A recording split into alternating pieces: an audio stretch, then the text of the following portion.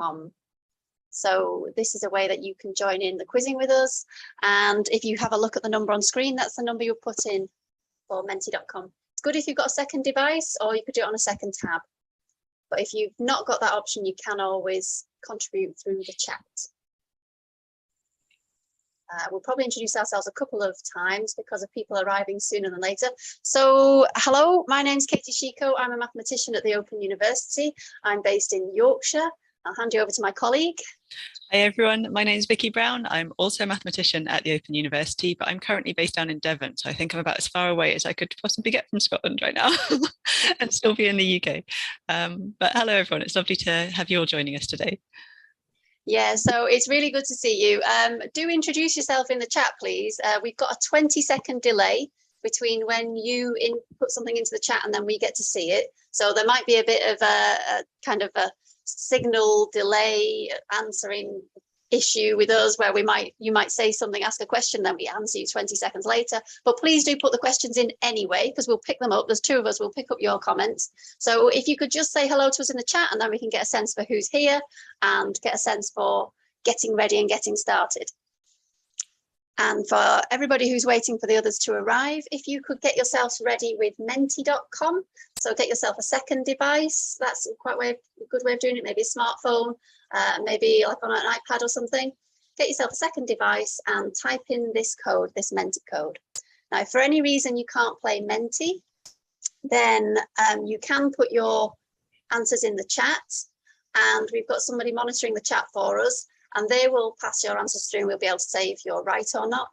I believe the chat is not shared between all of you. So the main thing is not to accidentally share your answer with everybody watching so that they don't get the chance to play. So you do pass your answer, do in some way participate. Also get yourself a pencil and paper. It's best to do maths with a pencil and paper.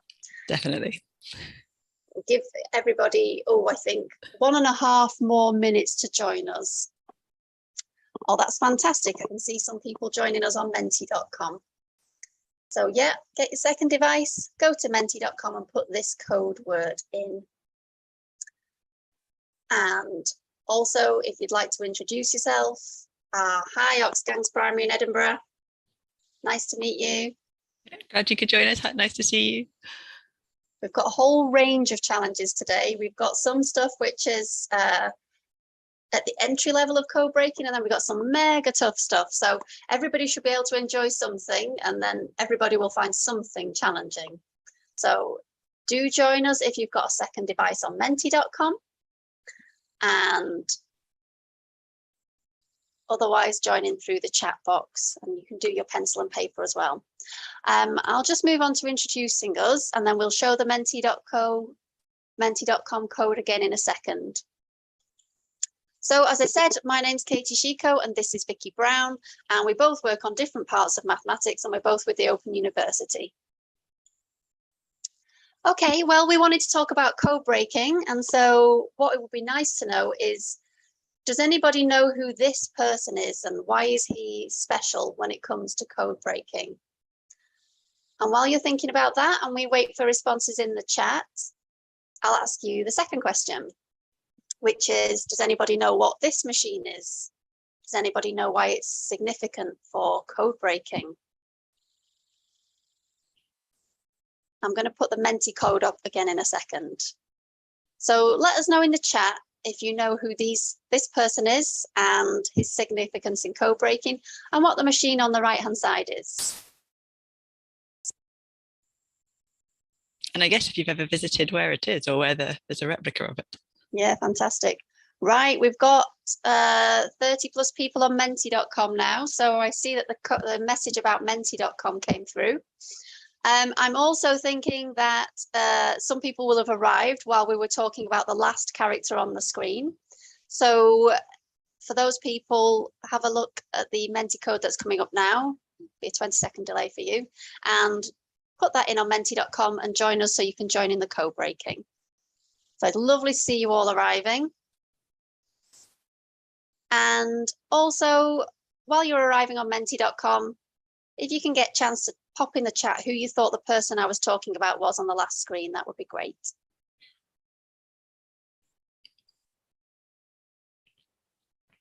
Oh, I can see a guess coming through. Yep. Yeah, Daniel, you've got the right person. And does anybody know, so it was Alan Turing. Does anybody know why Alan Turing is so special in code breaking? Does anyone know what the machine was that we had?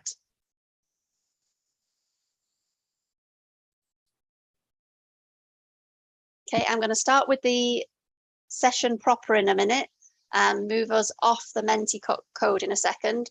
But we can always put the code up again. We can always write it onto the slide. So Vicky, have you got a note of that number in case we get any questions about putting in the code again? And also Katrina in the background, if you could make a note of this code. Yeah, thank you, Katrina. Yep. If you can keep reminding people in the other chat of this code. Right, so I think we should get going. We've got a whole bunch of you on menti.com, so we should start playing basically. So Alan Turing was the character who I showed on the screen. And in the Second World War, he was significant because he had, they were trying to decode the Enigma, the German code that was used for all the U-boats, for all the different military operations.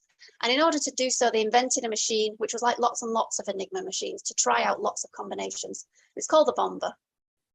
And working on the bomber, working on the Enigma, and then working on the German high command code, Alan Turing was able to invent the world's first programmable computer. So very significant in history, very significant in the history of the war, but also in the history of maths and computer science. Right, your first code is on the screen. Vicky, do you want to say what people should do, and then I'll start pressing enter? Absolutely. So if you could have a look at this code, we want you to see if you can decode it using the cipher below. And once you've decoded it, could you please pop your answer into Menti, and we'll give you a chance to test out Menti and see how it works. So Katie, if you're all right to open that one up for everyone, brilliant. Pop your answer in as soon as you've decoded this. And if you've finished doing that and you're waiting for us to move on, can you pop in the chat, do you recognize this cipher? Do you know what it is? And any information you've got about it, please feel free to pop that in. But yeah, this is just a test round to get you going, so don't worry about doing it super quickly or anything. Just give this a go to make sure you're happy getting the answer into Menti and getting that all working right. Actually, Vicky, while we're giving people 1 minute, 30 seconds to do that, would you like to get your second device and log into Menti so that we can make sure that your screen's seeing what all the student screens saying? Absolutely. It's looking good so far. My time is counting down fast. So fantastic. Okay. So we know that the menti.com is working. Now it was up on the screen for we've been quite stingy with time because it does take time to get us through all the codes. This is very much a warm-up. Don't worry if you don't get it in time. I don't want to distract you by talking too much because you've just got 1 minute. One minute left from this point, although by the time you hear it, it's 40 seconds. So yeah, just a warm-up. Doesn't matter if you don't get your message in time. Yeah, all just for fun anyway. So yeah, have a go, enjoy it, and don't worry if you can't get to the answer. We'll go through everything as we work through the talk. So yeah, just have some fun. I think the second thing I should say is that sometimes you get the answer right, but it tells you you're wrong. But I do actually go back and check people's answers because, if you've done one wrong letter, I just let that slide. That's okay. So, don't worry if you're feeling a bit awkward thumbed today. I will be correcting some things. I will let some things slide. And that just takes me a few seconds on the quiz. It's very nice. I can see that we've already had 20 responses. It does mean that we are going to have a bunch of people who didn't make it, probably because of the 20-second delay. So I'm going to give a longer delay before pressing start next time. Very good. Okay, so some of you will have got that, and some of you will have found that the timing was a bit of a challenge. And we will come on to that in a second and come on to the next one. So what was the actual solution? So what you can see here is this is what we call Morse code, which some of you might have recognized, which is a really fantastic cipher. Although it's called a code, it's what we know as a cipher. encrypt each letter with a series of dashes and dots. And the really interesting thing about Morse code is that it can be communicated in a lot of different ways, which makes it incredibly useful for using in lots of different situations. So, for example, you can write it like we have here, or you can use lights. So you could flash lights, do long flashes and short flashes for the dashes and dots, or you can use sound. And it was often used to communicate across radio waves and used on radios to communicate messages. So it's a really, really useful cipher from that point of view. So hopefully some of you recognized it as Morse code. And then Katie, if you could hit the next button, you should have got, as you decoded the message, it said Open University, just to get us started off. Yeah, and don't worry if that was too fast for you. Like I say, there's a 20-second delay, so we're probably going to give a 20-second lag next time. Very much a warm-up. We were a little bit stingy on time because we wanted to move to the next exciting code. So this is the next code we're going to be working on. Get yourself a pencil and paper ready and let me explain how it works. So this is a code where all the letters of the alphabet are inside a grid. And Vicky, can I just check? Can you see that on the screen? There's a... Absolutely, yep, coming through nice and clearly. Okay, and we call it Pigpen. All the letters have been put in a pen in a grid. And the way the code works is each letter is replaced by the shape that surrounds it. So if you look at the letter E, well, let me start with, let's start this one. This one would be the letter J. Can you see that this is what surrounds the letter J? You've got this kind of corner with a dot in it. And this is what surrounds the letter S. So can I ask for people to put in the chat box, what shape is replacing the letter E? I also don't mind if you get busy with coding this, if you've already worked out how it works. So can I have any responses in the chat box? What shape replaces the letter E? I'll give you another example while we're waiting for people to respond. So if I do this one here, you can see that's like the letter D. Okay, and if I do this one here, what's surrounding the H? Well, this is surrounding the H. Okay, so the way you're going to decode this message on the screen is you're going to take this shape and think, where do I find it in the grid? Where is it? Well, actually, you can see it's here. So that must be the letter D. So that's how you're going to do this one. Okay, so I've given you more than 20 seconds. Can I have a response from any? Oh, I've just seen a response come through, Katie. Someone said a box or square. Absolutely. So the letter E is replaced by a square. Okay, so we know that some of you are getting the idea. Right, so if I just clear all my annotations. So this is what I want you to decode. This is going to be the next thing that comes up on menti.com. So I'm going to give you an extra 20 seconds. I won't press play just now, but get your pencil and paper and you start decoding this now. And when 20 seconds have passed, I'm going to press play on menti.com. You've got a bit more time on this one, but it's a harder code. So give yourself that extra amount of time. Start scribbling away what this is so that you can get it in on menti.com.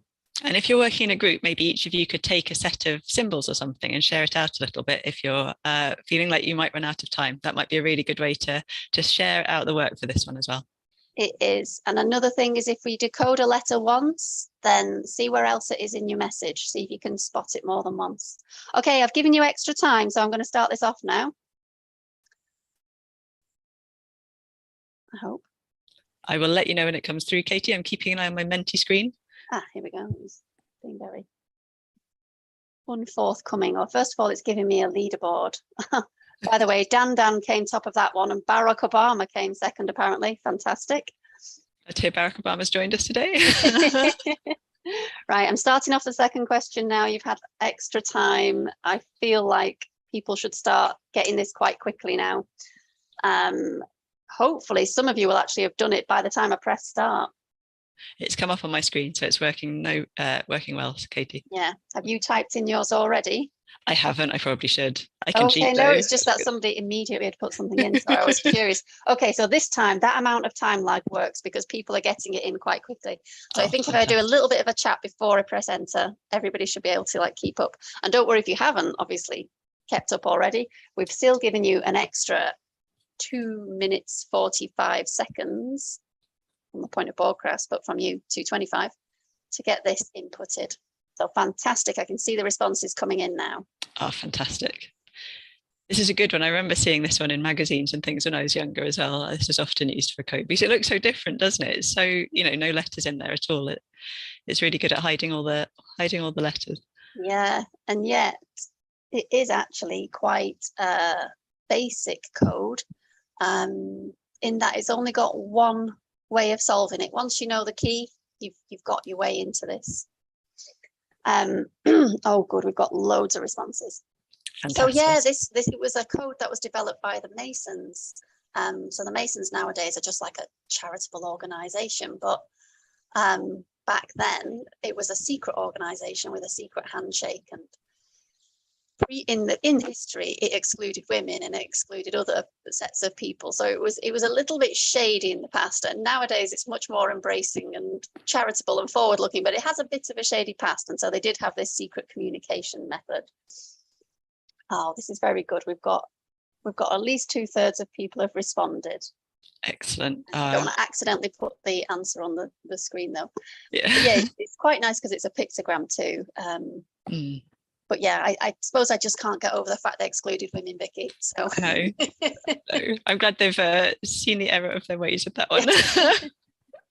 And I guess because even though we've been giving people the key, the fact you can crack it in less than 5 minutes shows you how weak it is as a code.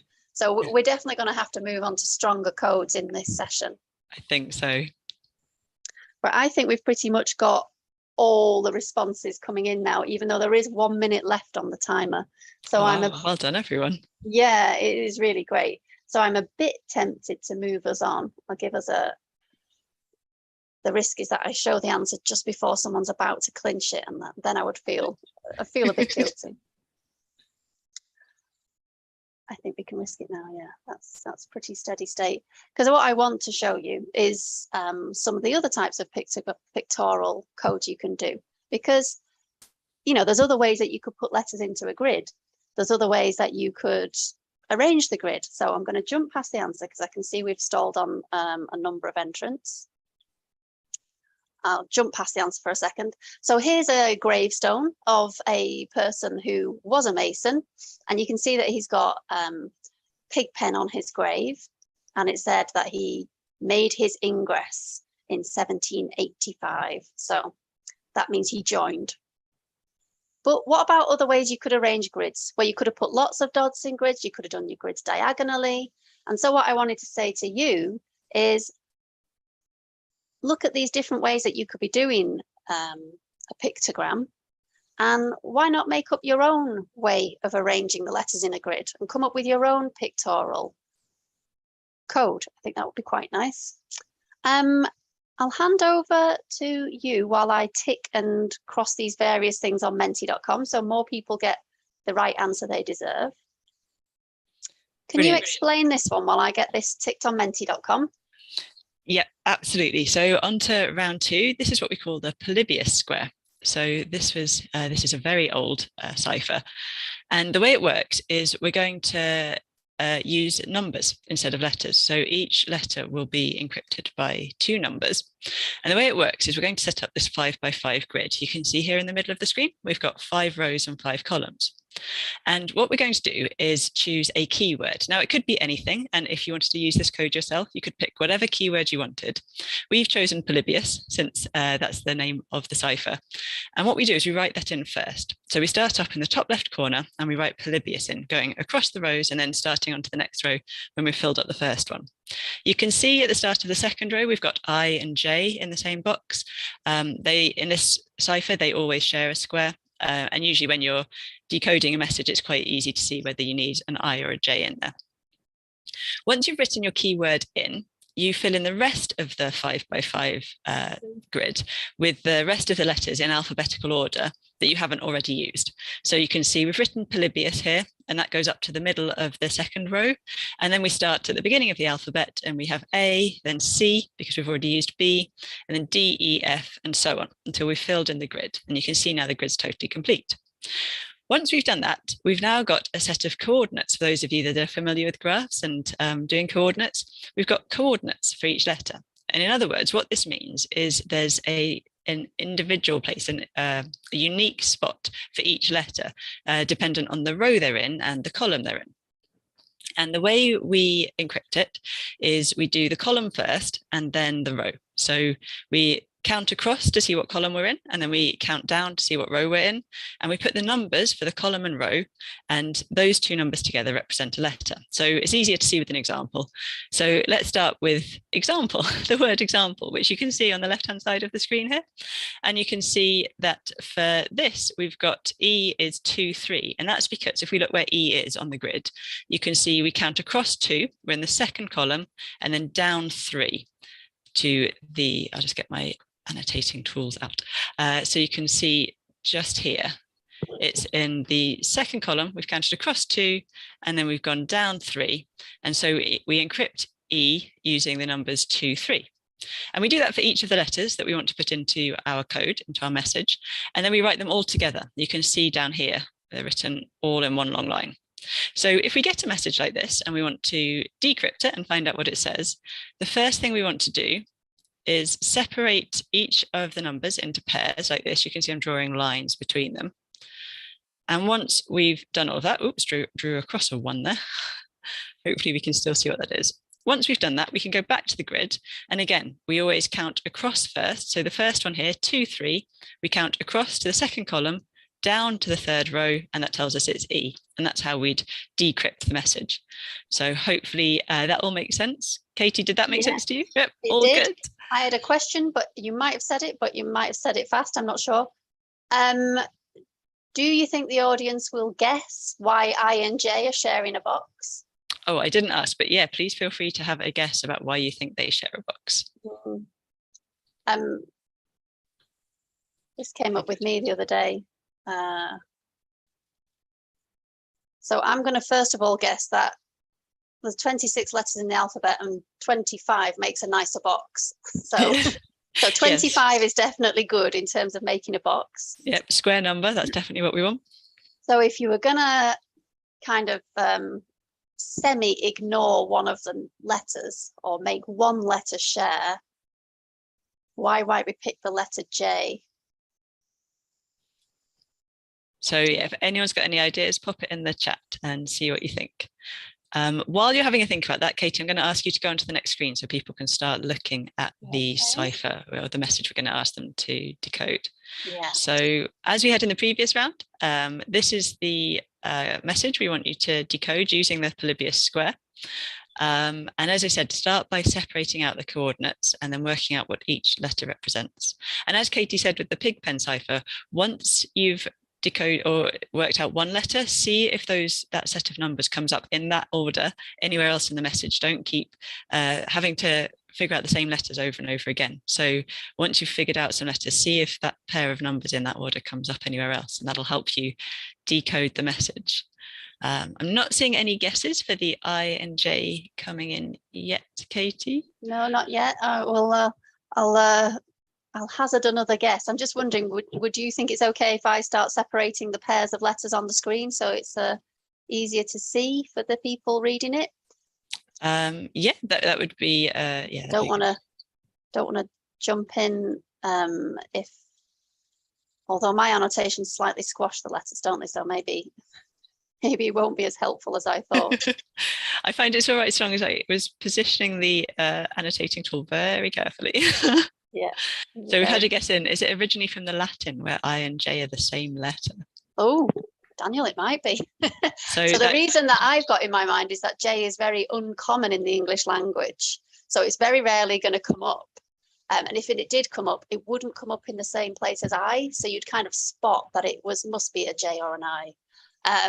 But I'm thinking that link in Latin might well be part of the reason they were paired, because we have other rare letters. We don't use X much. We could have paired X with I. So you might be onto something there, Daniel. Yep. Yeah, excellent guess. Well done. All right, so hopefully you've all started decoding this. So Katie, it might be worth getting Menti started when you've finished separating them out, if that's okay. Yeah, okay. Brilliant. Done my little lines. I think we've stalled as long as we can on the pressing enter. I hope you've managed to start off. This one I personally find pretty fiddly. It's easy to make mistakes. So are you ready? I don't want to be mean. I am starting you off. Here we go. Yeah, absolutely. It's so easy to get the columns and rows in the wrong order, isn't it? Yeah. So to be clear, it's look at the column first. So we go across 1 and down 5. Yeah. Yep, absolutely. Yeah, so we've got the first letter is T as a check. I'll just put the only one I'm going to do. The first letter is T. That's the check.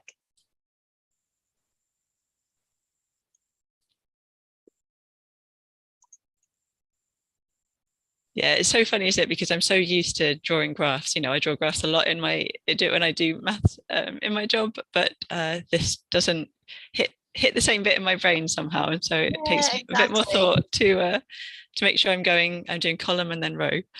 Yeah. Otherwise, I just naturally look at the left of the screen first. That's why I think I trip up. But remember, you're checking out. I was about to point with my finger then. That's no good to you. You can't see my finger online, can you? So you're looking at this first. I wonder if I'd find it easier actually if those numbers were at the bottom of the grid, because then it would feel much more like axes. And so it would be like the x-axis for those of you that are familiar with graphs. So you'd have the numbers counting along the x-axis at the bottom. Whether then I would more naturally go, yeah, that one and then.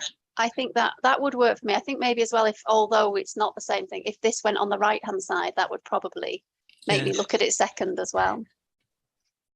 Okay, this is good. So we have got over 10 people have responded already, and you've got an extra 2 minutes from this point. So I feel like the majority of you are going to make it, despite the fact we've been pretty stingy on time.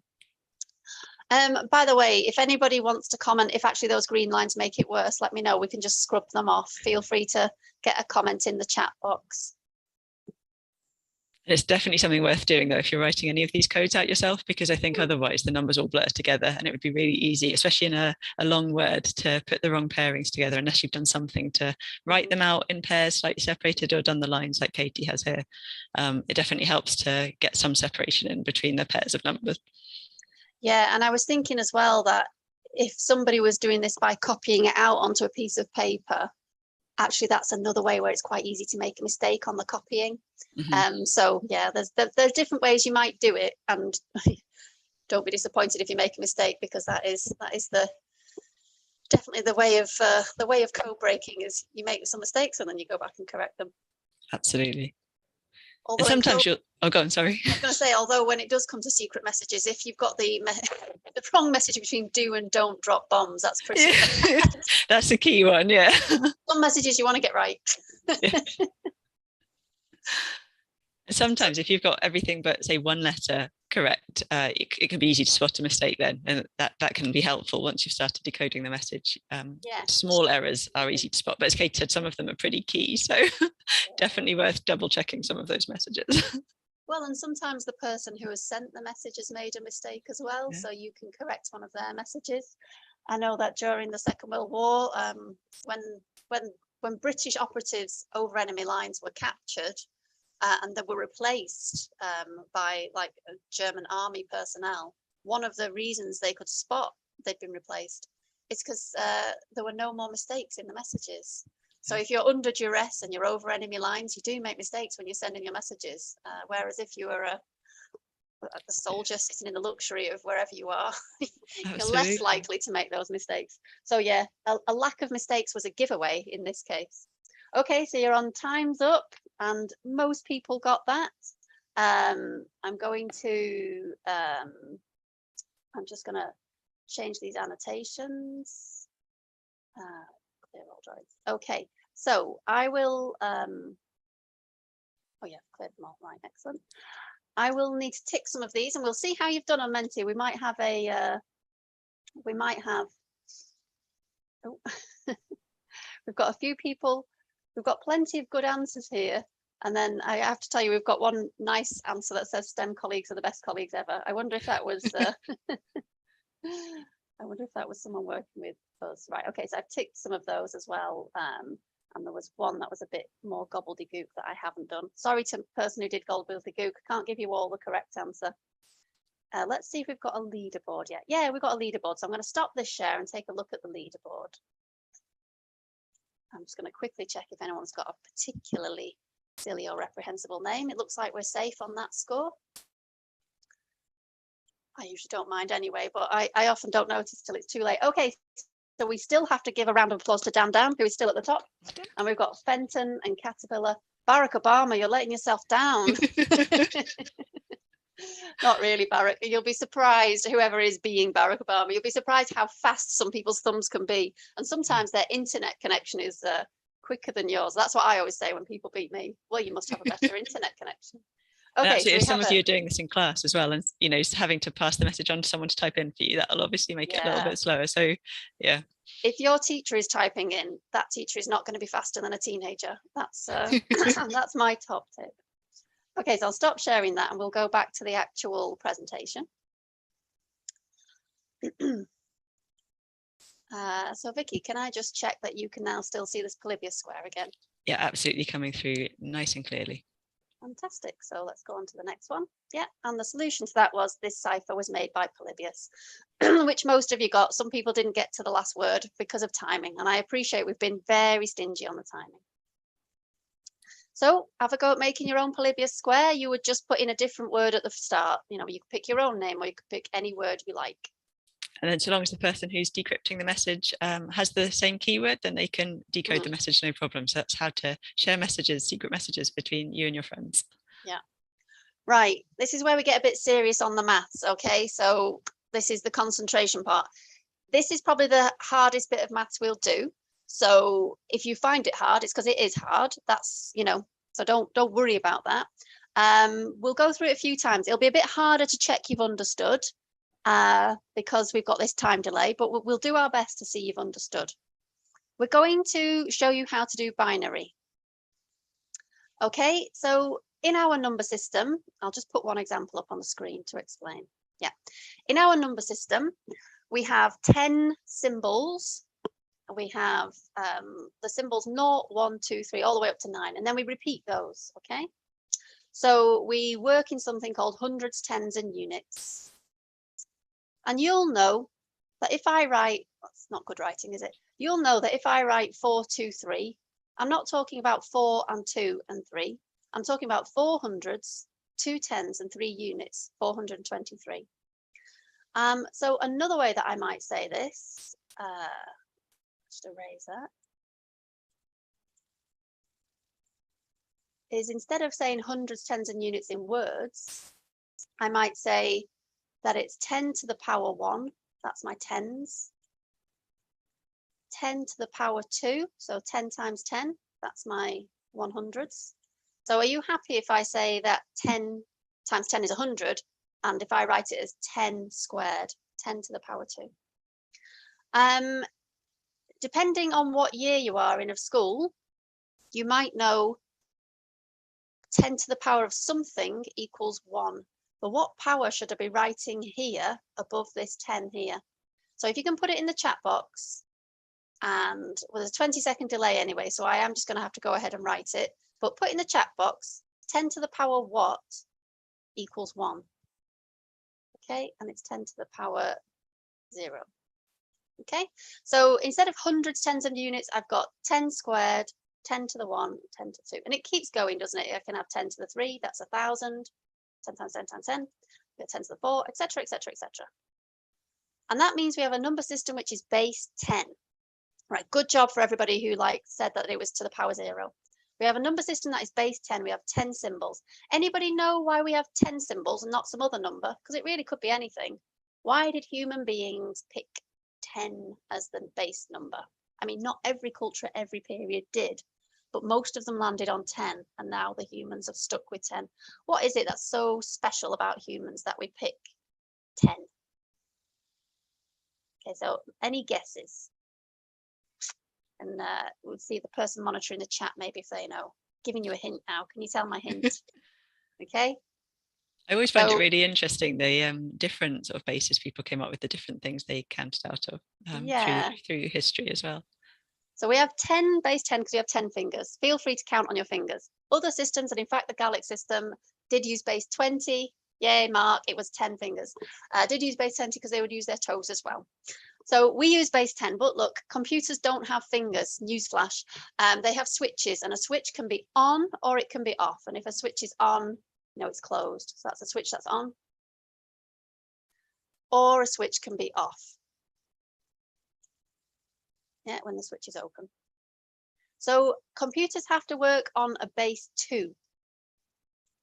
They've only got 2 symbols. A switch can be on or off. It's all recorded in switches. So if the switch is on, we'd say 1, and if the switch is off, we'd say 0. So it's only got 2 numbers, just the 2 symbols 0 and 1 to work with. So we're going to have to do something differently.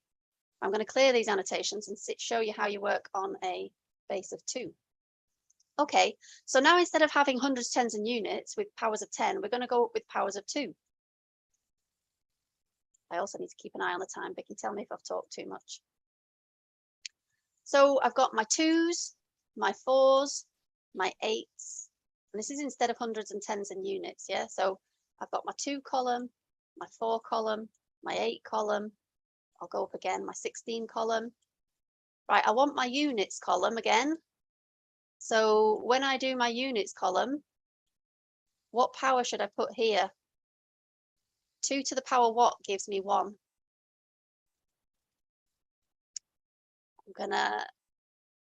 You got it right before. What do you think it is? You might be able to spot the pattern even if you don't know it from the math side of things. If you look at what Katie's written down there, you might spot a pattern as well. Okay, so I'm going to go ahead and put the 0 in and wait for the chat to come through. So instead of having hundreds, tens, and units, by the way, can you see my pen moving when I'm not writing? Yeah. Instead of having hundreds, tens, and units, we have 4s and 2s and 1s. And the way it would work is when you've got a 0 in this column. Okay, so damn it. Bit too much there, bit too much writing. When I put a 0 in this column, it means I've got no units. I'm just going to put a line there so we can see what we're talking about. So here I've got no units. If I put here next to the 2, it means I've got no 2s. If I put a 1 next to the 4, it means I've got 1 4. And I've got no 8s and I've got no 16s. So this is how I would write 4. I've got no units, no 2s, 1 4, no 8s, no 16s. So this is how I would write 4. So I'll leave that on the screen for a second. And I'm going to go back and now start talking about the example on the screen. Okay, so here we've got the same thing again. We've got our units column. We've got none of them. We've got our 2s column. We've got 1 of them. We've got our 4s column, none. 8s column, none. Sorry, this is very tiny. And our 16s column, none. Okay, so that would be, so what number have we got? We've got a 2. We've just got 1, 2, and nothing else. Let's try the next example. This time I've got a 1, a 2, a 4, an 8, and a 16. Okay, so you add the numbers up. I've got a 1, a 2, a 4, an 8, and a 16, and you add those all up to say what it is, and you say it's 31. So let me just put the annotation on there one more time. And for the next one, I would like to have some guesses as to what the number is, so that I can see that you've caught up. I see you've understood it. It's quite tricky to know if you've understood when I'm not in the same room as you. Oof, sorry, that's very terrible writing. Can you see? Hopefully they look almost in line. Okay, so let's try the next example, and I'd like some guesses for this one. Okay, so some guesses, please. I've got a 1, a 2, and a 16. So if I add 1, 2, and 16, what do I get? And just to fill the time so I don't say anything too quickly, I'm going to write in the column headings again. So instead of my hundreds, tens, and units, I've got 1, 2, no 4s, I've got no 8s, and I've got a 16. And any guesses, Katrina? Anybody put anything in the chat box? Oh, hopefully it's not even a guess. Hopefully you actually know. Hopefully you know what 1 add 2 add 16 is. No guesses quite yet, so I don't know if you want to wait another couple of seconds. Well, I think if it's the first time you've seen binary and you're just getting the hang of it, it should take you a little while, and we've got the 20-second delay. So it does take some getting used to, doesn't it? Oh, yeah, it really did bend my head around. Yeah. And I really was upset at the idea that 10 was arbitrary. Yeah. That it's not, that it isn't just a universal choice the universe made. But yeah, the computers really can only deal with 1s and 0s. So Here's its first column saying it's got 1 in the 1 column, 1 in the 2 column, and 1 in the 16 column. So the way you deal with that is you add up 1 and 2 and 16. So give us some guesses in the chat. Oh, we're seeing a guess come We've through. got the guess, Excellent. and we can see that the guess is correct. So let's go on to the next slide. 1 add 2 at 16 is indeed 19. Yay, we've got a few people. Well done. Yeah, well done, everyone. Mark. Well done, our ladies primary, and well done, Effie. I hope everybody else watching gets it too, because the next challenge is a binary challenge. So I'll give you as much time as I can on that one. So let's clear all those drawings and let's go on to the next page. Oh, let's stop doing that as well. Oh, before I move on, Vicky, is there anything you would have said if you were explaining it that I said too quickly or jumped over? No, I think the only thing I would add really is it might seem a bit funny adding the numbers together, but if you think about it, even in base 10, that's what we do anyway. We just don't really think about it, do we? Like 143 is 100 plus 40 plus 3. Yeah. So we are really doing the same thing, just in a different base, which I don't know if that helps or if that makes it more complicated, but it might feel a bit strange, but it really is working just in a different base, isn't it? You know? Yeah, absolutely. Yeah, good point. Right, so hopefully, right, so you're going to get a bunch of numbers on the screen, going to convert them to our numbers, and then you'll turn them into letters. So I'll put it on the screen so you have plenty of time to think about it. Now, it's a big thing to have on the screen. I'm going to give you loads of tips, and I'm not going to start the timer off just yet, which I think definitely means that we'll be cutting frequency analysis off at the end. So have a look. The numbers match up to the letters quite naturally. So A is 1, B is 2, C is 3, etc., etc. So what you're going to do, I'll do the first letter. You're going to take a number here and say, okay, that's 1 add 2. 1 add 2 is 3. So this one is the number 3. Well, what's the number 3? The number 3 is C, so that's C.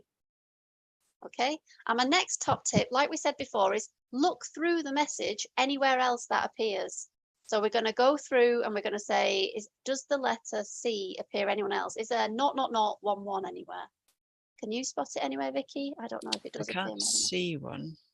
No, let's pick one that might occur more than once. I'm going to hazard a guess. What about 01111? That comes up a few times. So the next one, actually. Okay. So what have we got here? We've got a 1, a 2, a 4, and an 8. Okay, my mental arithmetic's not brilliant, Vicky, but 8 add 4, that's 12. Add another 2 is 14. So this is 15. Yep, that's what I make it. Yeah, so we've got 15 here. So let's see what letter 15 is. 15 is O. I'm gonna scrub out some of the stuff I've done so I can write the letter O up here. O. Okay. And then do the same thing. Have a look if you can see it appear more than once. Here it is again. O. And another one down on the last line as well. Oh, yeah. Got another O there, right.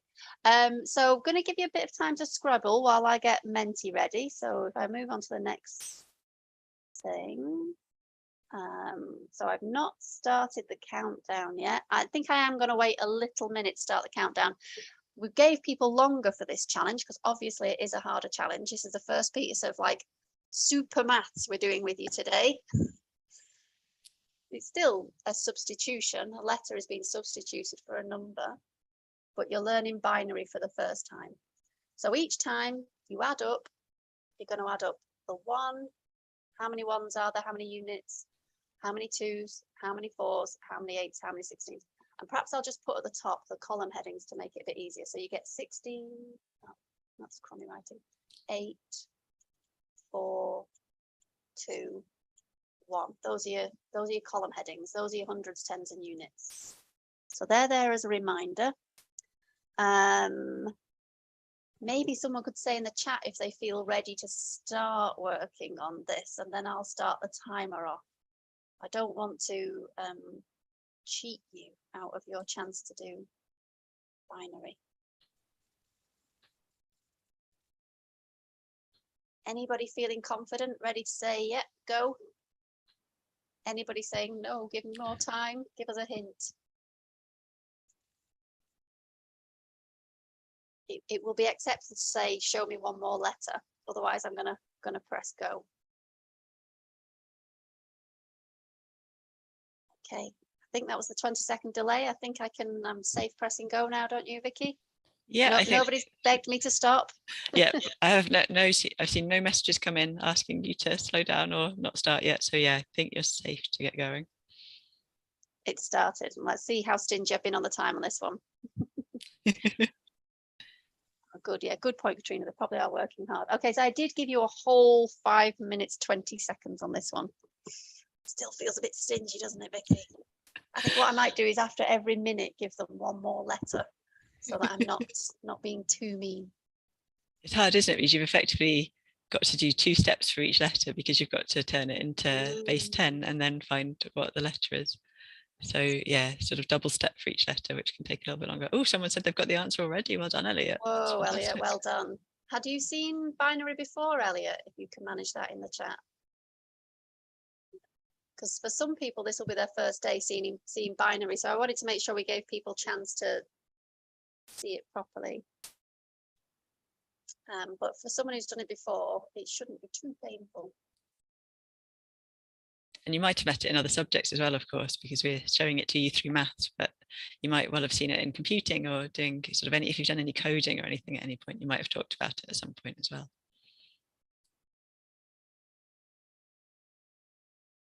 How are the answers looking, Katie? Have you seen any come in yet? Or yeah, 7 have come in. Oh, yeah, congratulations, that's everyone. That's really good. Well done. Yeah, it is. But you know, if you're not one of the 7, don't worry. That means they probably knew binary before and were scribbling away while we were talking. It definitely takes some getting used to. It really took me a while to kind of wrap my head around this. Yeah. No, I was years, and I also sometimes you learn things best when you have to teach to somebody else. Mm-hmm. So yeah, that's usually when you're kind of your feet are to the fire and you do it better. Oh, thank you, Elliot. That's really nice to say. I'm glad you're enjoying it. Yeah, definitely. I love this code breaking stuff as well. It's so interesting. I find it really fascinating. All the different ways human beings have come up with to communicate with each other secretly throughout the years, you know. Yeah, absolutely. Although I did once give a code breaking talk to it was adults, and it was adults who had a range of experience. So some were computer professors, which was a bit embarrassing because they knew more than I did. But I got a letter afterwards written in code. I've never decoded it. And I can't get my head around it at all. Oh, that's fantastic. Maybe I'm a fraud. I might send it to you, Vicky. You can have a go of it. They've written it in some sort of clock, like in a spiral, and I can't see what the numbers correspond to. But that's just a chat. I'm going to put a couple of letters in because we're doing well now. We've got about, I don't know, 1/5 of the people have answered. So I think maybe it's fair to put an extra letter in or 2 for anybody who's just thinking about it. So what would the next one be, Vicky? It would be 8, add 4, add 1. Yep, 13. I make that. Yeah. And again, if you are still kind of working on this, as we put the letters in, remember Katie's hint, which is go through and see if that letter turns up anywhere else, because that'll definitely make it easier to work through the whole code. Oh, that's a nice easy one, isn't it? Because that just means that's 16. 16, yeah, that's a lovely one. 16 is P, great. Okay, creeping up on you now. I think to be honest, I think everybody would be ahead of that anyway. Oh, that's a nice easy one. Just a 1. That must be an A. I mean, sometimes, not that I always recommend this, sometimes you can start to guess what the word might be. I'm not saying you should, but you might guess what this first word is based on what I've put in so far. Excellent. I think the rain's just arrived here. I was wondering what the noise was outside.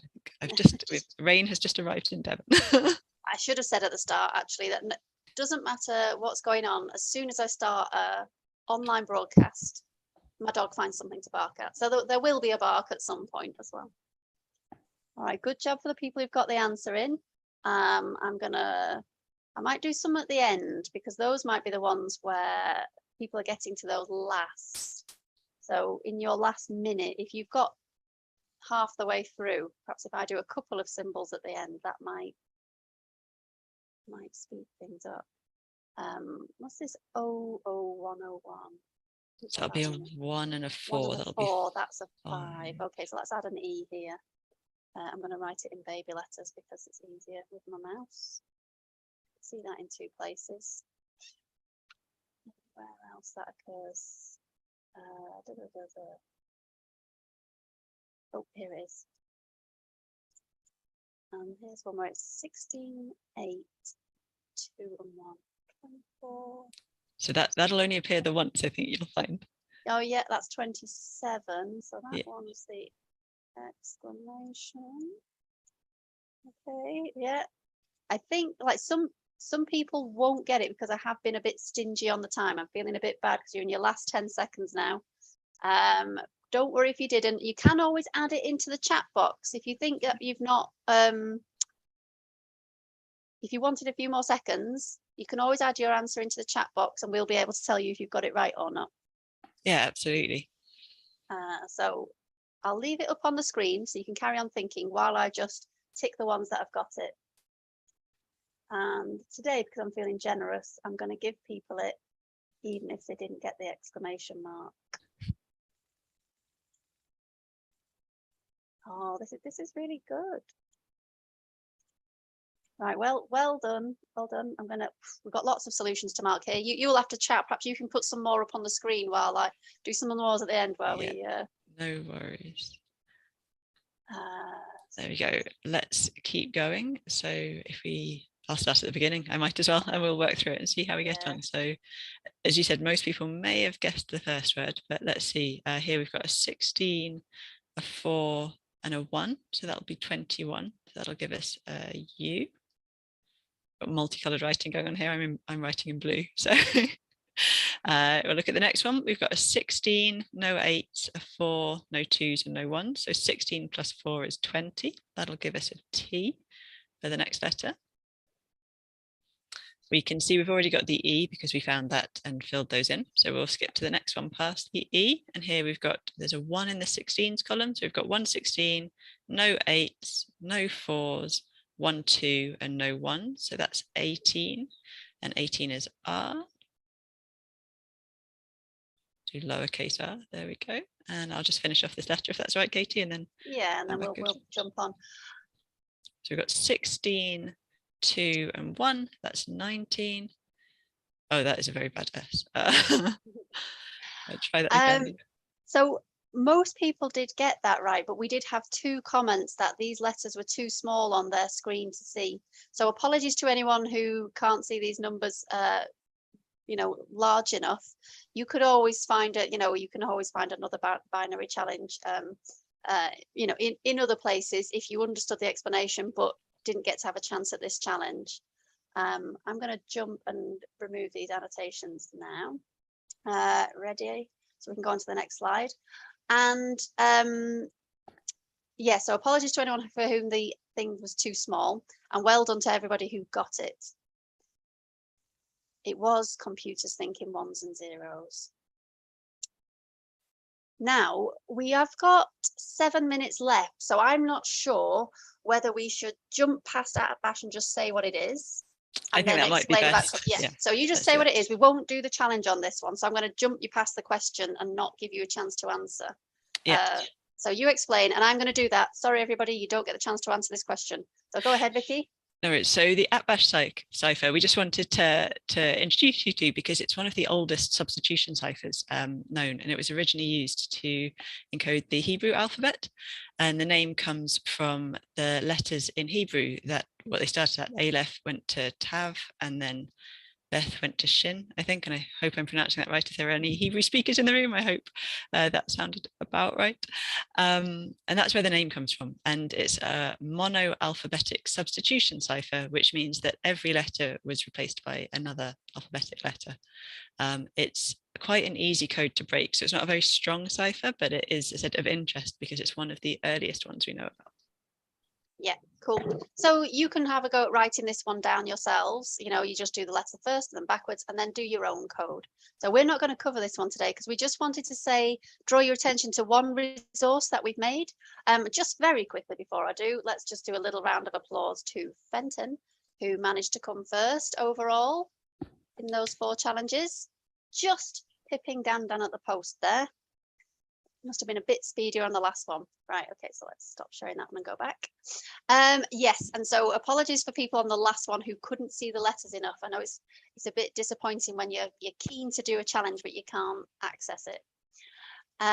What we wanted to show you was a general principle about coding. Oh, let's jump past the @bash. Lots of codes have a substitution mechanism. So you take a letter, you substitute it with something. And anytime you do any sort of shuffle of the alphabet, if you're doing it as a general shuffle, so you take your plain alphabet and then you shuffle up the other alphabet and match it up with the general shuffle, any of those shuffles will be a monoalphabetic substitution cipher. The point about them is there are lots and lots of different ways of doing this. How many different ways can you do it? Well, you could replace the letter A with any choice of 26 letters. You could replace the letter B. You've used one choice, so you could replace the letter B with any one of 25 letters. So far, we've come up with 26 choices for the letter A, and for each of those choices, we've got 25 for the letter B, and for each of those choices, we've got 24 for the letter C, and so on, all the way down. And we call that number 26 factorial, and it's just such a massive number, okay? 26 times 25 times 25, all the way down to 24 times 23. We call it 26 factorial, massive number. So how big a number is it? Well, let's see if it's on the next slide. No, it's 400 million, million, million, million. So there's 400 million, million, million, million ways of coding the alphabet with a general substitution cipher. Oh yeah, here it is. We've been decoding by checking all the keys. Well, you can't check 400 million, million, million, million keys. Take you longer than the age of the universe, even if you did one a second. So what might you do instead? Well, you can instead look at the frequency of the letters in the encoded message. So what I did want to draw your attention to is at the Open University, we've made an online app called Codebreak. No, called Crack the Code. Here we go. If you just type in Codebreak, OpenLearn, it's going to be on the next slide. Then you'll get these choice of 3 codes that you can play. Pigpen's one of the codes, lots of different messages you can try. C's a cipher we didn't look at today. It's like an in-between code from what we've just done to what we would be about to do. And then the very last one is this frequency analysis, where we're working with a code with 400 million, million, million, million keys, but we crack it through the frequency analysis. So if you were to play this yourself, you would have some instructions. So you would read the instructions, but I'm going to jump over them. You would have a message of gobbledygook. Then you would look at the frequency of the letters in the gobbledygook, and you'd pick the one that's the most frequent. And we've got a 9.9% and we've got a 9.3. So 9.9% is the most frequent. We would guess it's the most frequent letter in the English language. We would guess it was the letter E. And once you've done that, it will change in the gobbledygook, and it will put your guess into the gobbledygook, and you'll start to see words appearing. You'll start to be able to make guesses. So I suggest that those of you who are either at home or you're in your classes, this is a game, an activity you play together where you use the frequency of letters in the gobbledygook to guess what the letter must be in English. So you can see here we've got a word that, well, perhaps it's a bit small on your screen, but we've got a 2-letter word that's something E. Well, it can only be he, me, be. You know, you've not got many choices, so you try those out and you see how it goes. So that was a bit of a whistle-stop explanation of Codebreak. So let me jump to our wrapping up sentences, because we've just got 1:30 left. So you will be able to see that there are characteristic frequencies in the English language. E is the most common letter, T is second most common. And then you look for the tiny words that can only be certain things. And then your best key, your best tool, is to look for where the word the is the most common 3-letter word in the English language. So look for any repeated 3-letter words that end in E. It's going to be the. That's your big clue. Then you can look for and as well. And you'll find in military communications, they don't use the word the because it's such a giveaway. Okay, so there's some hints about it.